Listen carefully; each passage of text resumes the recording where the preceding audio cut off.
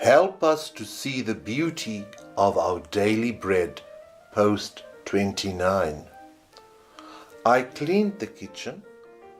I started to prepare something for breakfast, and then I saw the small musk melon or speck I bought at the local store last night.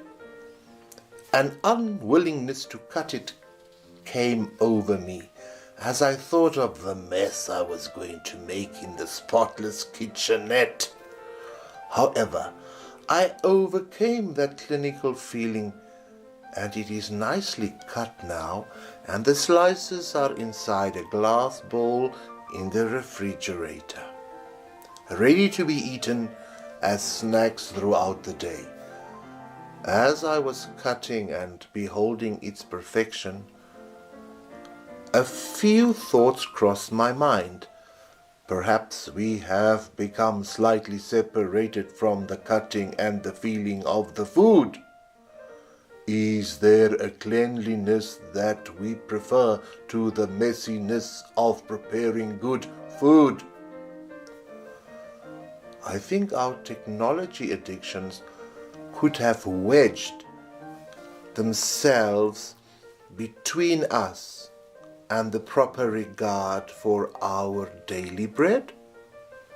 Sometimes even cutting a melon can be seen as an uphill battle.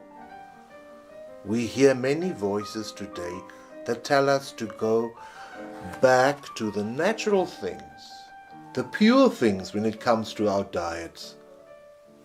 But I think we are in such a hurry that we have lost the respect for our daily bread. We know there is beauty and life in nature, but we demand to see it mediated through our screens. Sorry for being so dramatic. The Bible in Ecclesiastes 9 verse 7 tells us to enjoy our food with gladness. I think we can become much happier on the gladness scale if we could take a little time to look at the beauty of what we are about to eat before we eat it. Our urgent lifestyles made us fast food lovers, but we have a free gallery in our hands when we stop, look, cut and cook with care.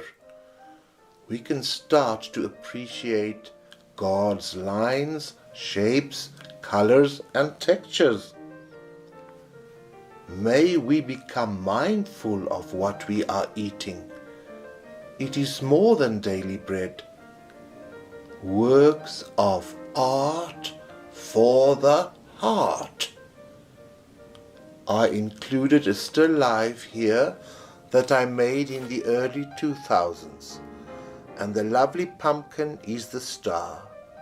When last did you have a good look at the perfection inside a pumpkin?